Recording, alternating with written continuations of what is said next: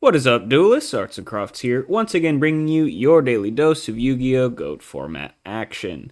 Today's feature match, we've got Jay Harris 88 versus Where's Blood. As always, both players rated in the top 200 of the Duelingbook GOAT format ladder at the time this match was played. Looks like Where's Blood will be going second here, but notably they are on a 41 card deck, so it could be some spice here for us all to enjoy. Or it could just be they couldn't figure out how to cut the 41st card. Either way, 41 cards, a little bit dubious in GOAT format, but still interested to see what they might be playing. Jay Harris here is going to lead us out, though. Going to lead out with a Thunder Dragon, so some chaos action for us all today. Looks like they opened double TD, though, only searching one off of that. So already down a little bit, just kind of low rolling there with the opening hand. Gonna at least use the Thunder Dragon before the Upstart Goblin, so thinning the deck. Higher chance they get at least a better draw to make up for the fact that they open double Thunder Dragon. And then they have Duo as well, so not too bad. Sure, you kind of started down a card since you opened double TD, but you're also going to recuperate that pretty early on with this Duo, unless your opponent is insulated by it with like a Sinister Serpent or something like that. You hit a Nobleman of Crossout, which is really nice to rip out of your opponent's hands. Makes all of your flip monsters that much better. And then Where's Blood is also going to discard a Smashing Ground. Okay, main deck Smashing Ground, not something you see every day. It is most commonly played in like battle-heavy decks like Warrior and Earth Aggro. So maybe that's what we're going to see here out of Where's Blood. We'll see what Jay Harris does here now, having kind of equalized the card advantage. Just going to set a back row pass.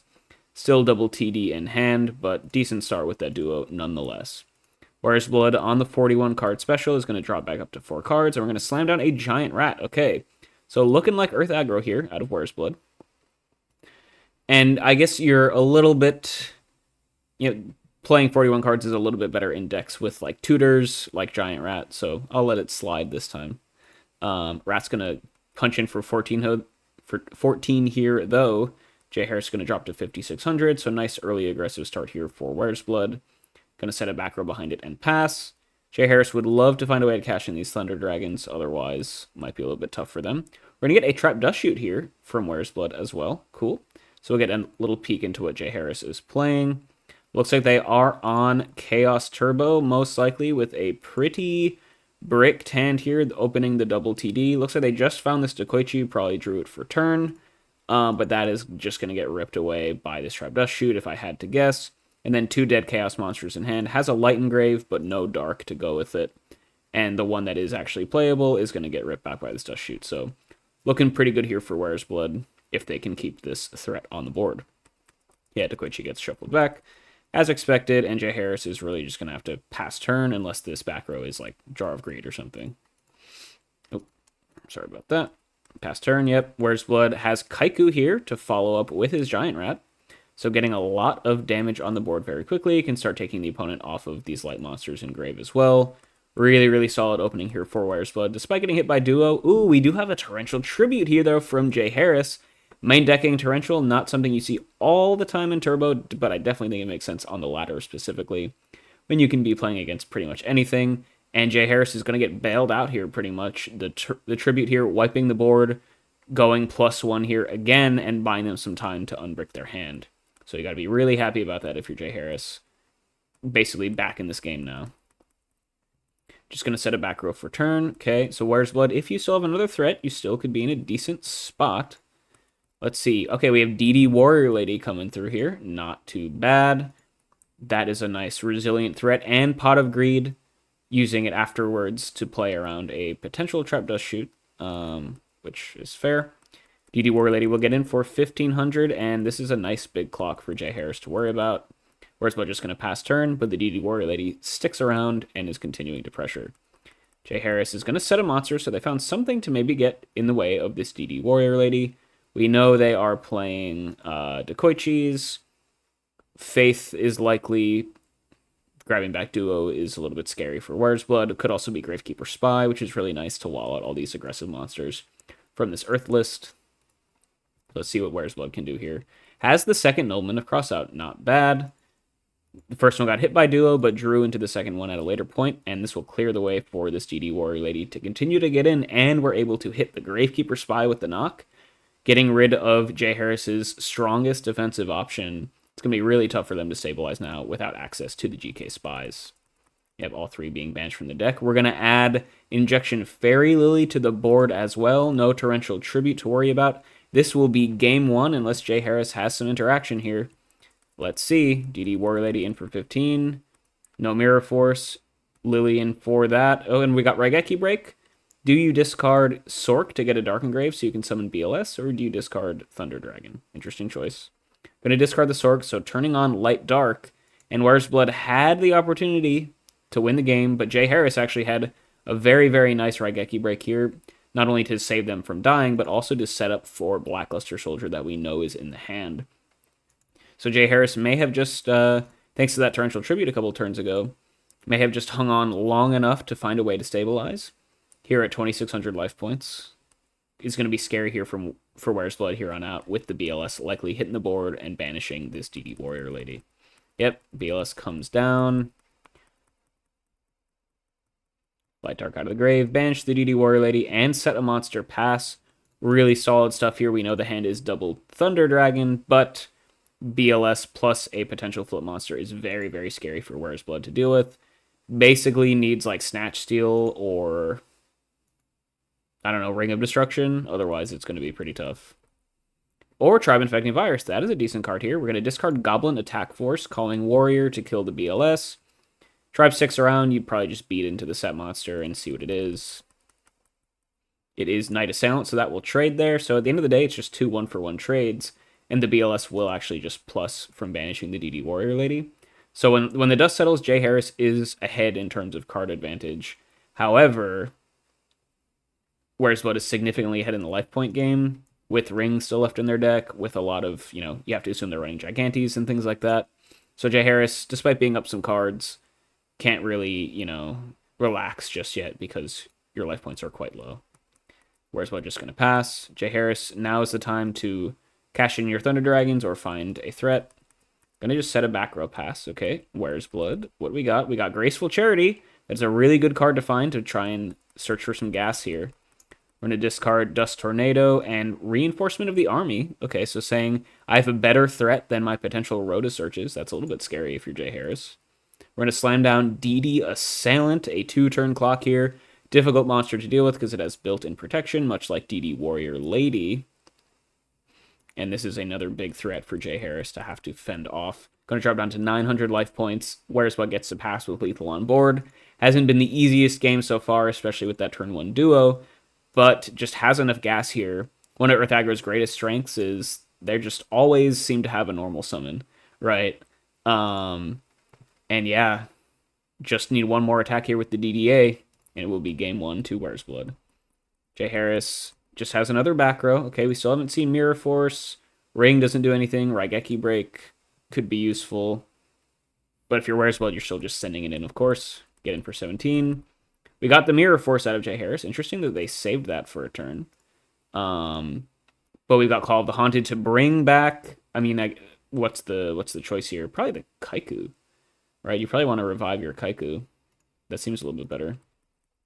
Yeah, revive the Kaiku, get in for 18. And that's game 1. Yeah, you can see, nice advantage there. Call of the Haunted is pretty nice as a trap card. Allows you to summon another monster post Mirror Force, like we saw right there. Lets you punch through some extra damage when your opponent thinks they might be safe because they have battle traps available to them. And Were's Blood is going to be able to close it out in game 1 on this Earth Aggro list. Jay Harris will be able to go first once again here in game 2, likely hoping that they're not going to open double Thunder Dragon and then have no way to cash them in throughout the entire game. Of course, not the strongest hand you'll ever see out of Jay Harris, but Earth Aggro with its unrelenting aggression is one of the best decks in the format at punishing bricked or near bricked hands from Turbo, like we saw. Game 2, though, Jay Harris is going to lead out once again with Thunder Dragon. Let's see, did we open double TD? No, we did not. Okay, so Jay Harris already off to a better start than last game. Got to be pretty happy about that. Fire off Upstart Goblin, so pretty similar turn 1 to last game. Show me the Delinquent Duo? No, just going to T-set pass. Not too bad. Didn't open double TD, so still in a solid spot. Were's Blood here? See what they can do. Gonna go fire off Graceful Charity. Opening that is quite nice. Discard Spirit Reaper and Heavy Storm. 2 interesting cards to see here. And we're going to fire off Exiled Force, pop the set monster. I guess worried about a potential Gravekeeper Spy. And you hit a Knight Assailant? Okay, Knight Assailant's actually pretty decent against Earth Aggro, so I think you're pretty happy to remove Maneater Bug from the board. Gets Light Dark Engrave, though, for Jay Harris, though, so if they have an early Chaos Monster, it could be tough for Where's Blood. We're just going to set a couple back row pass. Had to use their whole normal summon for that Exiled Force play. So no real aggression here this turn, but trying to maneuver and set up for some aggression down the line. Jay Harris here. We're going to go set another monster, so maybe baiting out for something with this Knight Assailant early on. We'll see if Where's Blood has any other set monster removal here. We're going to go Call of the Haunted on the Exiled. Try this whole thing again, and we hit a Sinister Serpent. Wow, so nice clean +1 there for Jay Harris. Baiting out this Call of the Haunted and going plus because Sinister will just, come right back. Unless Where's Blood is able to summon a Kaiku and banish the Sinister before it can come back to the hand, which would be a nice play. Okay, I guess we're going to go for Gigantes instead. That, at least, you're still down a card, but at least you stick a big threat on the board to pressure the opponent with. Ooh, we're going to Torrential Tribute, though, here for Jay Harris. So doing a good job, keeping their life points nice and high, answering the threats as they come, and slowly gathering card advantage thanks to this Sinister Serpent. Still has the 2 Thunder Dragons in hand to cash in as well. Okay, Where's Blood still notably has not used their normal summon yet. So we're going to go Call the Haunted on Exiled. That gets tributed to kill the Sinister Serpent. Then we're going to go summon Gigantes. That gets it with Torrential Tribute. But then Where's Blood had Plan C here with the reinforcement of the army to search up for a normal summon. Now the back row is gone, so this is pretty safe. Do we go for, I was going to say DD Assailant. Seems like a pretty good option here without knowing a lot of what the opponent has in store for you. Just a nice, safe beater. 1,700 points coming through. Tsukuyomi proof as well. Can be tough for Turbo to deal with. And now we have a clock on board. So things are, Where's Blood, despite going minus there by getting baited by the Sinister Serpent, is still in a decent spot, having stuck a threat. Jay Harris here. What can we do? We're going to go summon Tribe Infecting Virus. Discarding a Thunder Dragon, so forgot to grab the Sinister Serpent, which would have been a nice, clean +1 here. But now they actually have to discard a semi-real card for this Tribe activation, so a little bit of a misplay there, but not the end of the world, probably. We can go ahead and get in for 1,600. Where's Blood? We'll drop down to 74. DD Assailant hits the ground, and Jay Harris just trying to run them out of threats at this point in time. We'll see if the Tribe can stick around or not. Where's Blood has top deck Pot of Greed, pretty good card to see. So refilling the hand, we're going to go Snatch Steal on the Tribe, that's pretty strong. And we're just going to start beating it for 1,600 a turn. Okay, so no extra monsters to pressure the opponent with, but at least you get at least a temporary +1 from this Snatch Steal. We're going to go set a back row pass. And, Tribe is only 600 damage a turn when you factor in the Snatch Steal life, but it is, as we saw, a pretty effective answer to a lot of the Earth Aggro cards, so you're probably pretty happy to just have it off your opponent's side of the field. Jay Harris now remembers to regrab the Sinister Serpent. But this is going to get met by a Trap Dust Shoot. So we'll see what is in Jay Harris's hand. We have known Thunder Dragon, known Sinister Serpent. We've got a Kinetic Soldier here, which is, at the time being, not so good against a non-warrior monster, but will be good down the line if Where's Blood is playing, all the warriors we saw in Game 1. Faith in hand without any good targets is a little bit of a bummer. And then Kaiku can at least beat over Where's Blood's monster, so I wouldn't be surprised to just see the Kaiku get sent back, because it's the only card here that would give Jay Harris board supremacy for the time being. Let's see what we choose to go for, though. Kinetic could also make sense if you have a lot of warriors in your hand, of course. Gonna set back the Kaiku, though. That is the immediate threat that you have to worry about, so definitely not surprised to see that. And now Jay Harris with a hand full of monsters. But we're going to go Pro Set Heavy Storm. Wow. We're going to Chain Ring to pop the Tribe, though. Okay. Nice play here. So Jay Harris trying to get the nice little plus off of this Pro Set Heavy Storm. But Where's Blood has the ring to kind of protect them from the Tribe going back to the opponent's side of the field. And at the end of the day, the board will essentially get wiped and both players will take 1,600 points of damage. Now, Jay Harris, we know, has Kinetic Soldier in hand if they just want to slam that down and start attacking. You could go set Magician of Faith, but that's pretty telegraphed, and you don't have any, super amazing cards to grab. But maybe it's fine. They are going to set a monster. Could also be set Kinetic Soldier as well, trying to, bait out a potential knock or something, because we haven't seen any of those yet. So, a couple options here for Where's Blood to play around. Just going to fire off the knock, though, hitting the Faith, so Jay Harris just went for the Faith play. We'll have to banish any other copies they have in their deck. Where's Blood also playing at least a single copy of Magician of Faith post-side in Earth Aggro. It's kind of neat. I know flips are a pretty standard play post-side for warrior lists, but you don't really see it all the time in Earth Aggro, outside of like Gravekeeper Spies, because that's just a good offensive threat. But Where's Blood, I guess, co-opting a little bit of the Earth, or a little bit of the warrior side deck strat against Turbo by going for their flips of their own. Just going to get hit by knock here, of course, but if this does go to game 3, this is something that Jay Harris will have to keep in mind for their, post-side configuration. And then we have a normal summon Breaker the Magical Warrior, just a nice big 1900 beater, pretty solid threat. Jay Harris doesn't have a lot in hand that can deal with this because this, Breaker is a spellcaster, not a warrior, so the Kinetic Soldier in hand is also not going to get through that. Kinetic, one of those interesting cards against Earth Aggro because they do play a lot of non-warrior monsters, but they also play a lot of warrior monsters, right? So sometimes it's going to be really good, sometimes it's not. Of course, depending on your list, it definitely makes the cut probably more often than not if you are siding Kinetic in Chaos Turbo. But this is just one of those scenarios where it's not really doing a whole lot besides just like being a chump blocker. But yeah, 1900 points of damage to the Dome, Breaker representing a 2-turn clock from here on out. So once again, Jay Harris finds himself in a pretty sticky scenario. They do have the Sinister still in hand if they want to just chump block indefinitely, but Where's Blood could easily circumvent that with another threat. So could be an interesting next couple turns. Jay Harris is just going to set a monster, likely that Sinister Serpent. Where's Blood has Gigantes to slam down to get, like I was just saying, a second threat on the board. Interesting choice. Do you want to banish the Gigantes or the DDA? Because assuming you still have Premature Burial in your list, like both of these are reasonable targets. We'll see what Where's Blood chooses to go with. It's not immediately obvious to me which one is better. DDA Sound is the more conservative one because it's harder to deal with, but Gigantes is a bigger monster. So it depends on, I guess, how aggressive you think you'll need to be in the future. I guess you're about to hit your opponent likely down to like 300 life points. So maybe you're fine banishing the Gigantes because DDA is just like... The conservative choice makes a little bit more sense here because you're going to be pretty far ahead. That's maybe the thought. Yeah, we are going to banish the Gigantes, keep the DDA as a possible premature target in the future. I like that choice. And then we're going to go Breaker attack the set.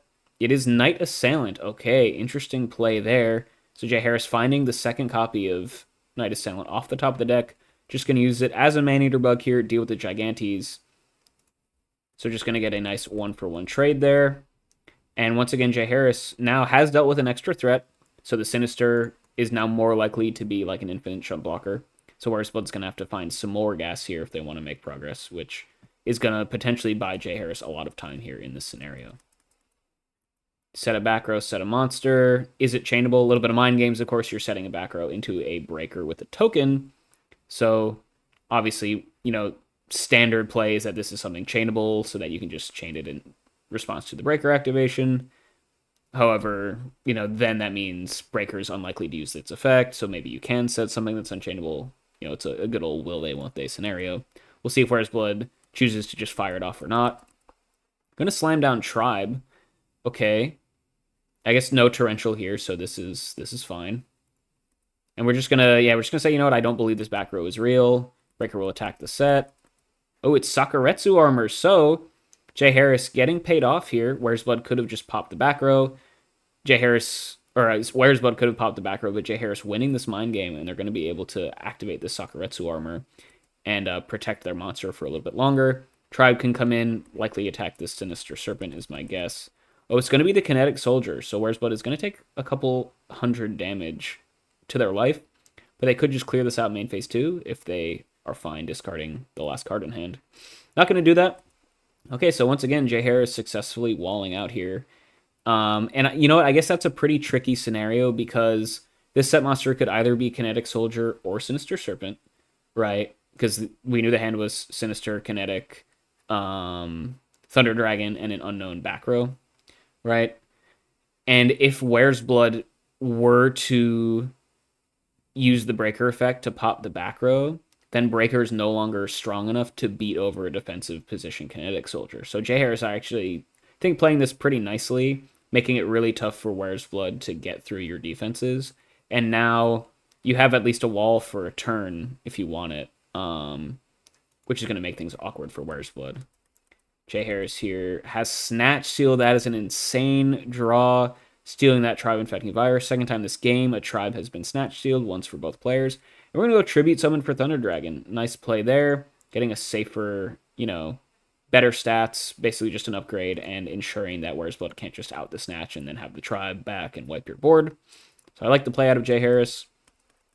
We're going to send this Kinetic to attack position, get in for 2950, and pass with lethal on board suddenly against Where's Blood. Snatch Seal breaking this deadlock. Where's Blood was in, a solid position the entire game, but Jay Harris just had just enough answers here. Night Assailant, Tribe, Heavy Storm, Saku, all this stuff. And Where's Blood just might run out of gas right at the last second here, and Jay Harris could have stabilized on 2,200 life points. Where's Blood has already used their Snatch Steal. I guess Gigantes would be a pretty good draw here. Kaiku is nice as well. We're going to summon Goblin Attack Force. Okay, so this will be able to take a monster with it, not a Kinetic Soldier. So you have to attack over the Thunder Dragon, and then it'll be sitting duck for the Kinetic on the Crackback. But if it's the best option you have, you got to do for it, you will at least hit the opponent for 700. Then we got Smashing Ground for the Kinetic. Okay, so Jay Harris putting all their cards on the table. We know the hand is Sinister Serpent, so this Goblin Attack Force will get sent to defense position, which could just easily get beaten over by the known Sinister. However, then you have an attack position monster on the board for Where's Blood to beat over, so like top deck Kaiku, for example, over the Sinister would just be GG. So interesting choice here for Jay Harris. I mean, I guess you're kind of forced, depending on what your draw for turn is, but you might be kind of forced, if you draw like a blank, to summon the Sinister and pop the Goblin Attack Force, because obviously that represents lethal as well. I guess you could also just set the Sinister and try and wall out the Goblin Attack Force down the line. That could be a decent play. That way the Goblin Attack Force is still around, but on its own it'll never be able to get around the Sinister Serpent. So that way you can play around potential top deck threats from Where's Blood, maybe. Yeah, we're going to go T-set pass. Yeah, so Sinister set here with a back row behind it. I like this play. Don't give the opponent an option to top deck something to win in the game. Where's Blood just says draw, go. Goblin Attack Force will be unleashed next turn, but you probably don't want to send it into the known Sinister unless you have backup. Jay Harris has a Jar of Greed, digging a little bit further into the deck, and finds a Zombira, so that is a nice, safe way to deal with this Goblin Attack Force without exposing your Sinister Serpent. Not going to apply any sort of clock to the opponent, but is just a nice defensive board piece here to make Where's Blood's life even harder, trying to deal this last 1,500 points of damage.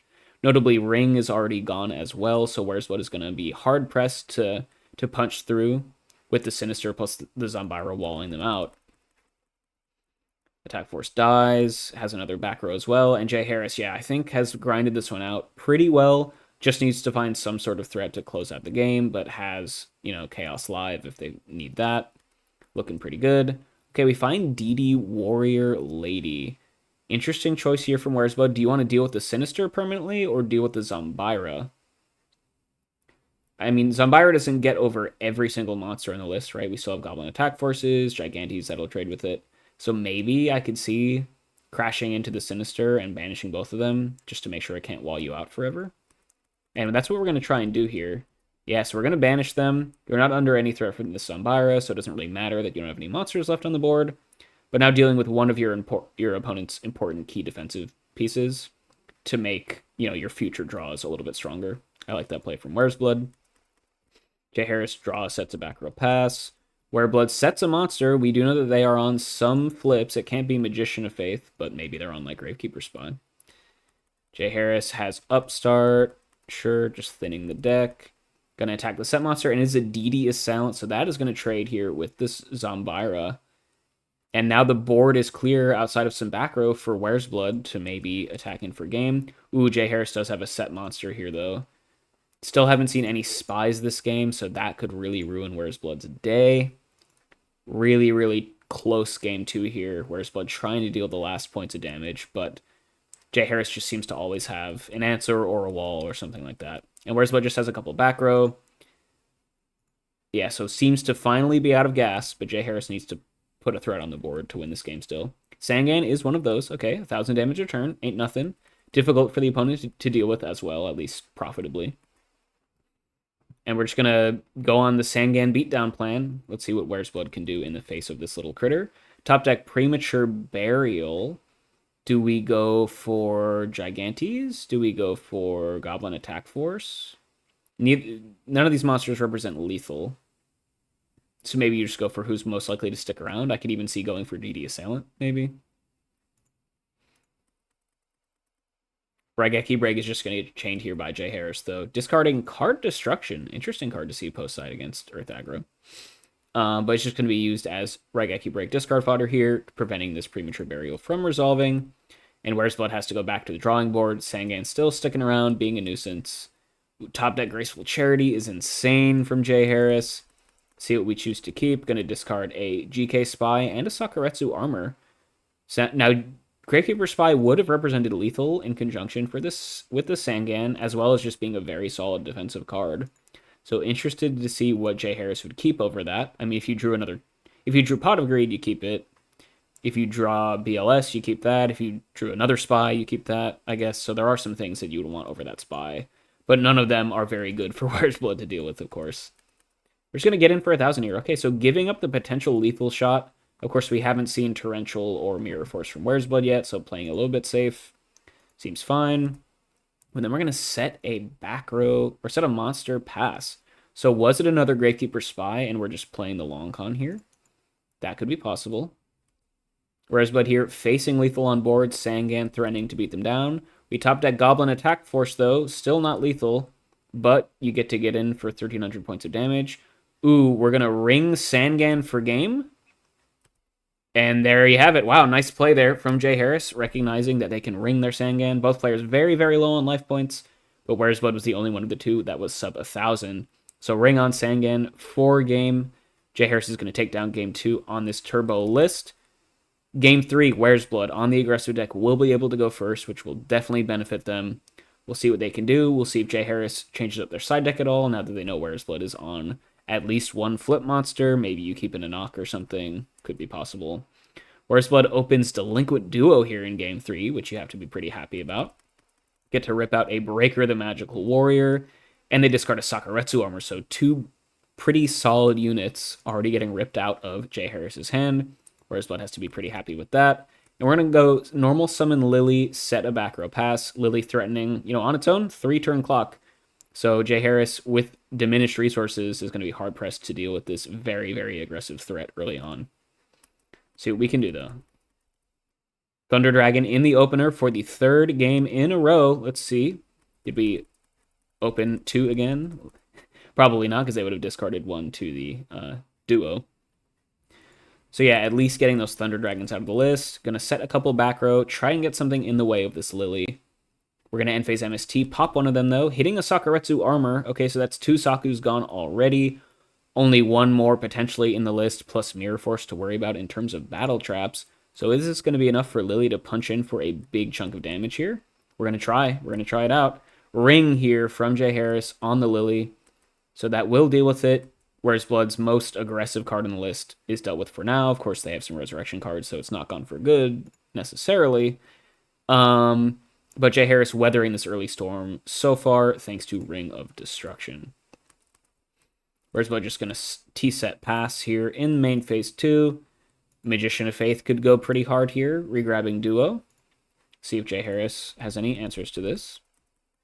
Let's see. Set a monster pass. Were's Blood, if you have Magician of Faith, now is the time to use it. We're going to go normal summon Gigantes, banishing the Lily, so we won't see that for the rest of the game, but just getting an Earth Monster engrave to power their Gigantes is totally fine. And we're going to flip summon Mystic Swordsman level 2. That is a pretty nice threat here. Jay Harris, if they knew that that was in the mix, probably would not just set an undefended monster. And this is actually just going to be a huge win for Were's Blood. Going to likely plus against this unless it's set Sangan or set Sinister Serpent. And then pave the way for Gigantes to beat in for 1900. So really nice play there. Jay Harris caught off guard by the set Mystic Swordsman. You get to kill Gravekeeper Spy as well. That is humongous. Yeah, and Were's Blood this whole match has done a really good job of preventing these spies from resolving, which has really made it difficult for Jay Harris to put up these walls. And this might be the game decider here in Game 3. Gigantes can start getting in every single turn. Mystic Swordsman is going to make it really tough for Jay Harris to set up any sort of defense. We know the hand is double Thunder Dragon plus an unknown, so they don't really seem to have too much going on for them. And this might just be it here for Earth Aggro. We're going to get Trap Dust Shoot here as well to rip out any card from Jay Harris's hand. It's just the double TD. Oof. And Jay Harris would have loved to rip off this card destruction here with the double TD in hand. However, unfortunately for them, now one of those Thunder Dragons is going to get sent back. Card destruction becomes significantly worse. That is one of the risks of playing card destruction against these Trap Dust Shoot lists. It's just not very good into that card. And Where's Blood is going to take this all the way to the bank. Send back a Thunder Dragon. Now, Snatch Seal in hand for Jay Harris is nice. If you can snatch the Gigantes and like beat over the Mystic Swordsman, you could get some stuff going for you. But if Where's Blood has an out to the Snatch, it might just be lights out pretty soon. Okay, rehide the hands. Jay Harris kind of just forced to use the Snatch Seal here now that it's known. That does work, though. Where's Blood has the Mirror Force, though, to protect their Mystic Swordsman. Still going to be a nice 2-for-1 for Jay Harris with Snatch, dealing with both Gigantes and the Mirror Force. However, Where's Blood still has a threat on the board, and a decent one at that. Not the strongest monster, but, like I said before, makes Jay Harris's plays a little bit more awkward. Jay Harris could also just fire off card destruction here just to cash in that last Thunder Dragon. But yeah, definitely don't need to at this point in time. You're not under insane amount of pressure just yet with just this Mystic Swordsman staring you down. Where's Blood finds Graceful Charity off the top, though. Ooh, man. They're definitely going to find some good threats here. Let's see. We discard lots of options. Discard Saku and a Nobleman. Sure. And we keep Pot of Greed. That seems pretty good. So Graceful into Pot here. Right when they needed to refill and get a nice big threat on the board. Fire off DD Assailant. 2 massive threats now. 2,600 a turn coming in. Where's Blood with the double Trin late in this game. Really putting some distance between both players. And now Jay Harris is facing down a 2-turn clock. With card D, Thunder Dragon, and an unknown in hand, are you just forced to fire off the card D to cycle some stuff? Ooh. Looks like we find BLS, though, into no back row. The perfect card to draw here, going to wipe Where's Blood's entire board, or you could play it safe and go BLS, banish the DD Assailant. That could also make sense. And we're going to fire off this card destruction as well. Ooh, hitting a Minecon and a Rhoda, 2 potential outs to the BLS, so really nicely timed card destruction here. Not only do you cash in your Thunder Dragon, but you also know that the cards in hand are 2 things that Where's Blood kept post Graceful Charity. Or I guess post Pot of Greed, so they're probably decent cards.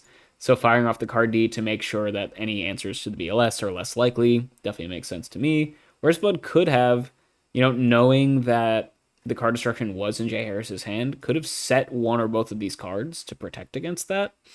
They will at least get to draw 2 new cards, so it's not like they're gonna 100% be out of BLS answers. But maybe could have finessed around this card D a little bit. And we'll see if they get punished for not doing so. Jay Harris also gets a new card in hand, cashing in that T-Drag. And we drew into Chaos Sorcerer. That is pretty good. So now you can go Sork, Banish, DD Assailant, BLS attack over Swordsman, and get in for a bunch of damage. Really ridiculous draws from both players here. I mean, Where's Blood went Graceful into Pot, so Jay Harris top decking BLS and then going card D into Sork is, I guess, just tit for tat there. But pretty crazy to see. Yeah, definitely the right line here. Sork, banish the DDA, and then get in for a bunch of damage with BLS over this Mystic Swordsman. And suddenly, Where's Blood's lead has completely vanished. They're down to 1,500 life points. 2 new cards in hand off of this card destruction that are unknown to me and Jay Harris. And Jay Harris will get to pass with lethal on board. We're out of nowhere, and Where's Blood could just be GG. Yeah, we're just going to pass. Nothing in hand to deal with the double Chaos Monster action. And Jay Harris, at the very, very last opportunity, is going to find a couple nice draws to turn this Game 3 on its head and take down this match 2-1 in favor of Chaos Turbo versus 41 card Earth Aggro. Very, very close games all 3 times, pretty much. Really, really fun match. Both players really gave it their all. Playing a bunch of haymakers left and right. Really couldn't predict how this was going to go at any point. Hope you guys enjoyed this one. I will catch you all next time.